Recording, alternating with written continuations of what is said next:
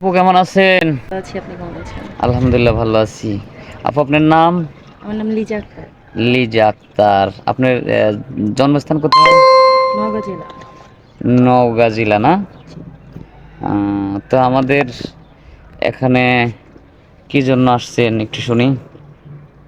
আপনাদের ক্যামেরার সামনে আসার কারণ হচ্ছে আমার ফ্যামিলি অতি দরিদ্র। হুম আমার সংসারে বাবা নেই। হুম। যৌতুকের জন্য মা বিয়ে বিয়ে শাদী দিতে পারে না। তো আমি সংসারের বড় মেয়ে, আমার ছোট ২ টা বোন আছে। আচ্ছা তো আচ্ছা। মা চাই এবং আমিও চাই যে আমি একটা মনের মতো মানুষ যাকে বিয়ে করে সারা জীবন সংসার করতে পারি। এই কারণে আপনাদের ক্যামেরার সামনে আসা। ও, একজন ভালো মনের মানুষ জি। চাচ্ছেন। আপনার উচ্চতা কতটুকু? পাসপোর্ট ৭.৫ ইঞ্চি এরকম। বেশি হবে মনে হয়, ৯ আনুমানিক হতেও পারে। বলছেন না? হ্যাঁ, আনুমানিক বলেছি ৫ ফুট ৭ ইঞ্চি। ৯ হবে। কারণ কি জন্য বললাম এই কথাটা, কারণ আমি আপনার পাশে যখন দাঁড়াইছি আমি অর্ধেক, তা আমি 5 ফুট 2 ইঞ্চি, তা আমার চেয়ে অনেক লম্বা, তো সেক্ষেত্রে বললাম আমার 5 ফুট 9 আছে, বুঝছেন? তো যাই হোক, আপনি দেখতে খুবই সুন্দর, পরীর ধন্যবাদ। মতো। হ্যাঁ, তারপরেও কেন আপনার বিয়ে হয় না এটা নিয়ে আমি খুবই চিন্তিত, বা আমাদের যারা দর্শক আছে আমাদের চ্যানেলের, যারা জীবনের গল্প শুনে, তারাও তো আমার মনে হয় কনফিউশনে পড়ে গেছেন একটু, তাদের উদ্দেশ্য বলেন। না হচ্ছে এখন কি বলবো, এই যুগে দেখতেছি যে শুধু সুন্দর হলেও হয় না, পাশাপাশি টাকা পয়সা, অর্থ সম্পদ, ভালো পরিবার বা ভালো বাড়ি ঘর জমি জমা এগুলো এগুলি ছাড়া থাকতে হয়, আসলে হ্যাঁ কেউ কখনো কাউকে নিতে চায় না। হয়তো মানে জানি না আল্লাহ পাককে আমাকে কিভাবে সৃষ্টি করছে, তবে কারো চোখে ভালো লাগে, কারো চোখে আবার ভালো লাগে না।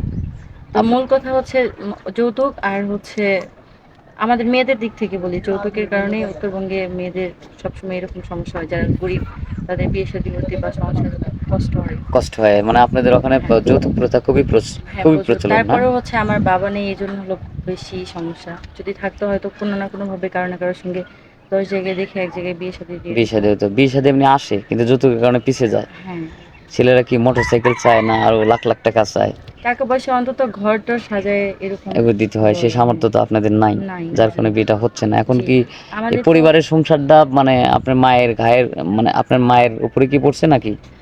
হ্যাঁ, মা এতদিন সেলাই মেশিনে একটু কাজ করতো। পরবর্তীতে আমি যখন বড় হলাম, আমি টিউশনি করাইতাম ছোট বাচ্চাদের। আপনি আর টিউশনি করাতেন, হ্যাঁ, মানে দুই মা মিলে মোটামুটি ভাবে কোনো মতে মোটামুটি। জীবনটা তারপরে আমার চলে, দাদু নানু এরা আছে, এরাও একটু মাঝে মাঝে হেল্প থাকতো। করে। হ্যাঁ, যেহেতু আমরা ৩ বোনই, আমাদের কিন্তু ভাই এখন তো নেই। বয়স হয়ে গেছে, বিয়ের দরকার, বিভিন্ন মানুষ হ্যাঁ, বিভিন্ন কথা বলে, কথা বলে যার কারণে এই জন্য ঢাকা আমাদের শহরে এখানে আসছেন, আসছি। যে একজন ভালো মনের যে মানুষের সন্ধানে। হ্যাঁ, আসছিলাম গার্মেন্টসে চাকরি করব, এরকম যে সংসার চালাইতে খুব কষ্ট হয়। গার্মেন্টস চাকরি কিভাবে হলো না? করবে? এলাকার মানুষও খারাপ বলে, যার আহ, কারণে আসছিলাম। যাই হোক, আমরা তো আসলে বিয়ে শাদী দিনে আমরা হয়তো আপনার বিজ্ঞাপনটা ছাড়ছি, ছাড়ার পর যদি কেউ নক করে হয়তো, তখন হয়তো আমরা হয়তো আপনার বিষয়টা বলবো, কিন্তু তার আগে আমরা জানতে হবে যে আপনার ফোন নাম্বার থাকলে একটু ভালো হতো, আছে নাকি? না, আমার কোনো নিজস্ব ফোন নেই। এই যুগে ফোন নাই, কেউ বিশ্বাস করে না, তারপর তো কিছু করার নেই যেহেতু কিছু আপনার করার নাই, নেই। জি, তাই না? হ্যাঁ।